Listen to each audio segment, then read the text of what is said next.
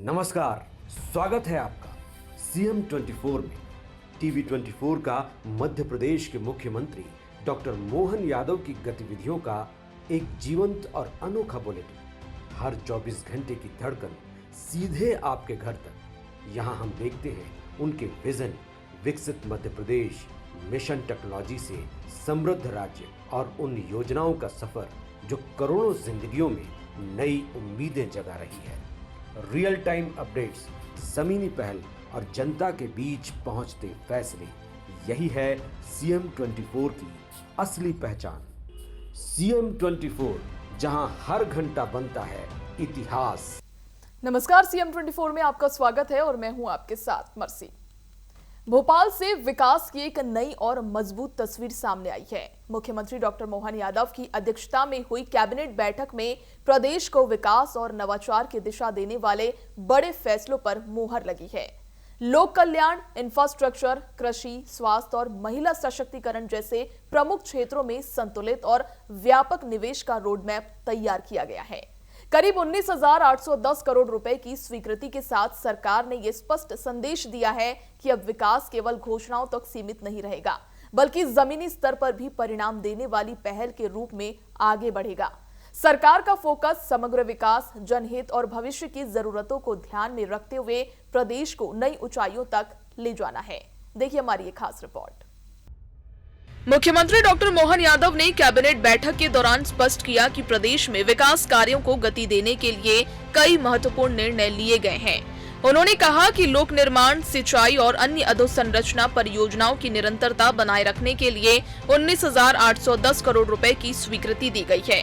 ये निवेश प्रदेश के समग्र विकास को नई दिशा देगा। मुख्यमंत्री ने नारी शक्ति वंदन को महिलाओं की भागीदारी और नेतृत्व का नया अध्याय बताया।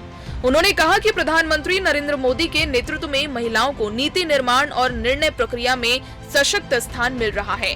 सरकार का उद्देश्य है कि विकास और सशक्तिकरण को साथ लेकर चलना है, ताकि मध्य प्रदेश हर क्षेत्र में संतुलित और तेज प्रगति कर सके। आज यशस्वी प्रधानमंत्री नरेंद्र मोदी जी संबोधन प्रारंभ हो गया होगा, जब अपने ये काम कर रहे हैं उसके साथ में माननीय प्रधानमंत्री जी का संबोधन चल रहा है और महिला सशक्तिकरण करने की दिशा में यशस्वी प्रधानमंत्री नरेंद्र मोदी जी के नेतृत्व में ऐतिहासिक निर्णय होने जा रहा है। 16 अप्रैल को जो संसद का विशेष 3 दिवसीय सत्र बुलाया गया है, उसमें नारी सशक्ति बंधन के लिए जो अधिनियम 2023 है, उसमें पहले जो भी कुछ ऐसे विचार थे उनको परिवर्तित करते हुए हम कैसे 2029 में ही ये लागू कर दें, ताकि लोकसभा के चुनावों में 33% स्थान महिलाओं को प्राप्त हो जाएं। उस दिशा में निश्चित रूप से संसद कानून बनाने जा रही है। उसके लिए आज मध्य प्रदेश के मंत्रिमंडल ने हमारे यशस्वी लोकप्रिय मुख्यमंत्री डॉक्टर मोहन यादव जी के नेतृत्व में आदरणीय प्रधानमंत्री जी का अभिनंदन किया है और साधार आभार व्यक्त किया है कि महिलाओं को 33% आरक्षण सुनिश्चित करने के लिए, विधायिका में आरक्षण सुनिश्चित करने के लिए यशस्वी प्रधानमंत्री जी ने एक विशेष सत्र बुलाया है। इस नारी शक्ति बंधन के समारोह को आयोजित करने के लिए मध्य प्रदेश की सरकार बड़े स्तर पर पूरे प्रदेश में विभिन्न कार्यक्रम आयोजित करने जा रही है। हमने 10 अप्रैल से 25 अप्रैल तक नारी शक्ति बंधन पखवाड़ा मनाने का सुनिश्चित किया है। पूरे प्रदेश में बड़े स्तर पर नारी शक्ति बंधन सम्मेलन होंगे, नारी शक्ति पदयात्राओं के कार्यक्रम होंगे। सभी महाविद्यालयों में नारी शक्ति बंधन से संबंधित अनेक बृहद स्तर पर कार्यक्रम आयोजित किए जाएंगे। मध्य प्रदेश के अंदर प्रदेश में बुनियादी ढांचे को मजबूत करने के लिए बड़े स्तर पर निवेश किया गया है। लोक निर्माण विभाग के लिए 10,801 करोड़ रुपए की स्वीकृति दी गई है, जिससे सड़कों और कनेक्टिविटी में सुधार होगा। बीओटी और एनयूटी मॉडल के माध्यम से सड़क परियोजनाओं को गति देने की योजनाएं बनाई गई है। इसके साथ ही मध्य प्रदेश सड़क विकास निगम की बाह्य वित्त पोषित परियोजनाओं को भी आगे बढ़ाया जाएगा। बेहतर सड़क नेटवर्क से न केवल आवागमन सुगम होगा, बल्कि व्यापार और औद्योगिक गतिविधियों को भी गति मिलेगी। सरकार का मानना है कि मजबूत इंफ्रास्ट्रक्चर ही आर्थिक विकास की रीढ़ होती है और इसी दिशा में ये कदम प्रदेश को नई रफ्तार देने वाला साबित होगा। हमारे यशस्वी लोकप्रिय मुख्यमंत्री डॉक्टर मोहन यादव जी के नेतृत्व में यशस्वी प्रधानमंत्री नरेंद्र मोदी जी का आभार व्यक्त करने के लिए तथा महिला सशक्तिकरण की दिशा में जो भारत सरकार आगे बढ़ी है उसके लिए हमारे जन जन तक ये बात पहुंचे, इस हेतु मध्य प्रदेश की सरकार विभिन्न कार्यक्रम आयोजित करेगी।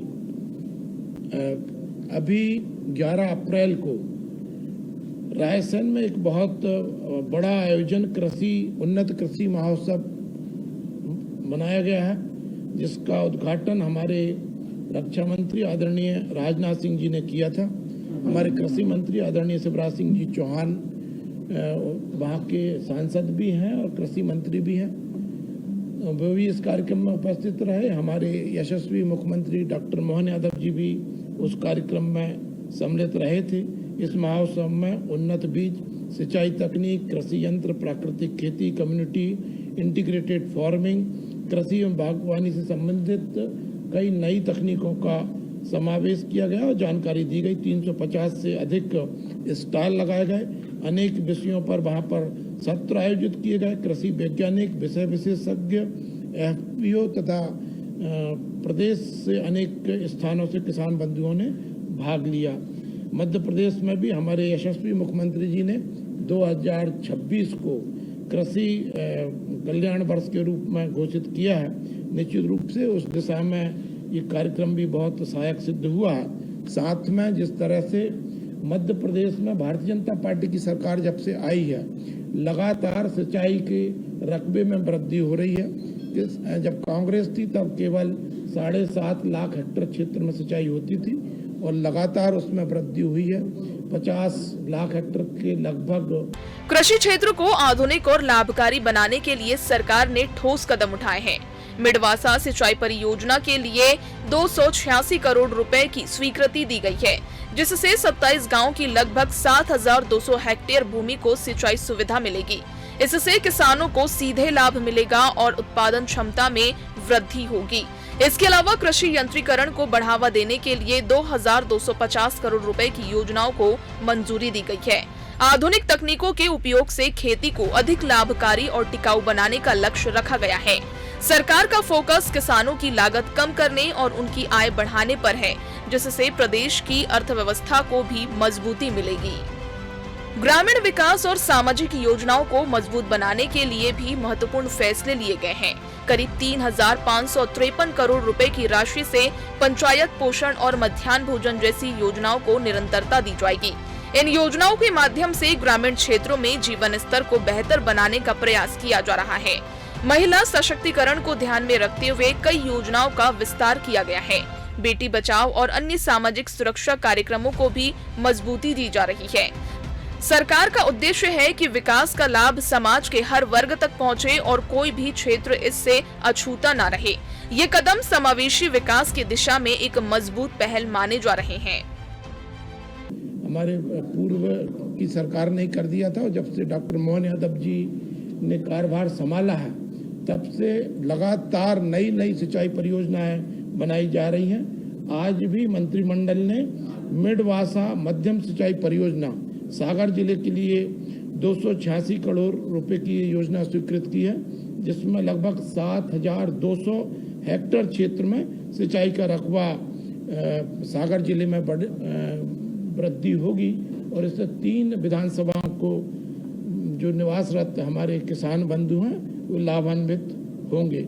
कृषि कल्याण वर्ष के तारतम्य में ही जबलपुर में कृषि मंथन कार्यशाला का आयोजन 8 अप्रैल को किया गया था। 2026 समृद्ध किसान समृद्ध मध्य प्रदेश की थीम पर ये हमारे जो कार्यक्रम आयोजित किए जा रहे हैं उसमें एक कृषि मंथन कार्यशाला का भी बहुत कह सकते हैं कि लाभकारी एक चिंतन मनन हुआ, जिससे हम अपने किसानों को उनके व्यवसाय को लाभकारी कैसे बना सकते हैं इसकी दिशा में चिंतन मनन हुआ और खेत से कारखानों तक उत्पादकों की पहुंच सुगम बने, कम पानी में उत्पादन बढ़े, आर्टिफिशियल इंटेलिजेंस का उपयोग भी कृषि में हो, इस तरह के विषयों पर इस कृषि मंथन में विचार विमर्श हुआ है। मध्य प्रदेश के मंत्रिमंडल ने डॉक्टर मोहन यादव जी के नेतृत्व में हमारे देश के यशस्वी प्रधानमंत्री नरेंद्र मोदी जी का एक विषय के लिए और आभार व्यक्त किया है कि माननीय प्रधानमंत्री जी ने अन्नदाताओं के खाद्य पर सब्सिडी को NBS अर्थात न्यूट्रिएंट बेस्ड सब्सिडी को स्वीकृति दे दी है, जो खरीफ के सीजन से प्रारंभ हो जाएगी। फास्फेट, पोटेशियम उर्वरकों को अब न्यूट्रिएंट बेस्ड सब्सिडी मिलेगी। इसमें 41,533 करोड़ से अधिक की बजटीय स्वीकृति केंद्रीय मंत्रिमंडल ने आदरणीय प्रधानमंत्री नरेंद्र मोदी जी के नेतृत्व में दी है, जो कि पिछले विगत वर्ष से 4,317 करोड़ रुपए अधिक है। इसके लिए भी मध्य प्रदेश के मंत्रिमंडल ने यशस्वी लोकप्रिय प्रधानमंत्री नरेंद्र मोदी जी का तथा उनकी सरकार का आभार व्यक्त किया है। अंतर्राष्ट्रीय चुनौतियां हैं। स्वास्थ्य और शिक्षा के क्षेत्र में भी सरकार ने बड़े निवेश का फैसला लिया है। नए चिकित्सा महाविद्यालयों के लिए 1,674 करोड़ रुपए की स्वीकृति दी गई है, जिससे प्रदेश में चिकित्सा शिक्षा और स्वास्थ्य सेवाओं का विस्तार होगा। जिला अस्पतालों को मेडिकल कॉलेजों से जोड़ने की योजनाएं भी बनाई गई है, जिससे मरीजों को बेहतर इलाज मिल सके। हम सबको ज्ञात है कि इस तरह से इस समय युद्ध के हालात विभिन्न स्थानों पर बने हुए हैं। उतनी चुनौतीपूर्ण स्थिति के बाद भी हमारी केंद्र सरकार के दूरदर्शितापूर्ण निर्णयों के कारण अंतर्राष्ट्रीय चुनौतियों का कीमतों के रुझान पर कोई बड़ा प्रभाव देखने को नहीं मिल रहा है और किसानों के हितों को सर्वोच्च प्राथमिकता देते हुए केंद्र सरकार ने इन मूल्यों को नियंत्रित करने का काम किया है। इसके लिए माननीय प्रधानमंत्री जी का बहुत बहुत आभार व्यक्त मध्य प्रदेश की सरकार डॉक्टर मोहन यादव जी के नेतृत्व में करती है।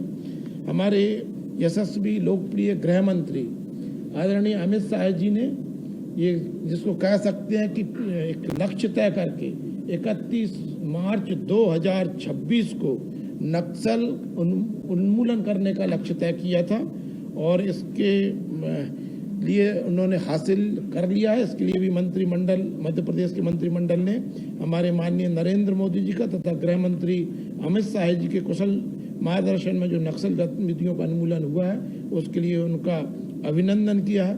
मध्य प्रदेश के अंदर भी मुझे आपको बताते हुए हर्ष है कि हमने ये 31 मार्च 2026 से पहले लक्ष्य पूरा कर लिया था और इसी तारतम्य में अब हम जनजाति महोत्सव जो भी मध्य प्रदेश के ऐसे क्षेत्र जो नक्सल प्रभावित थे उन क्षेत्रों में जनजाति महोत्सव मनाएंगे और हमारे जन सामान्य को मुख्य धारा से जोड़ने के लिए ये कार्यक्रम आयोजित होंगे।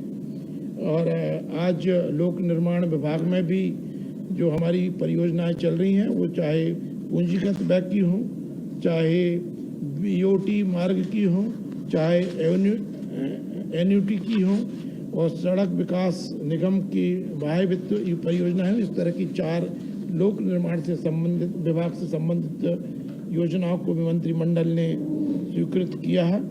भोपाल गैस त्रासदी से प्रभावित लोगों के लिए स्वास्थ्य सेवाओं को और सशक्त किया जाएगा। इसके लिए करीब 1,005 करोड़ रुपए की व्यवस्था की गई है। इन फैसलों के स्वास्थ्य सुविधाओं की पहुंच और गुणवत्ता दोनों में सुधार होगा, जिससे आम नागरिकों को बड़ा लाभ मिलेगा।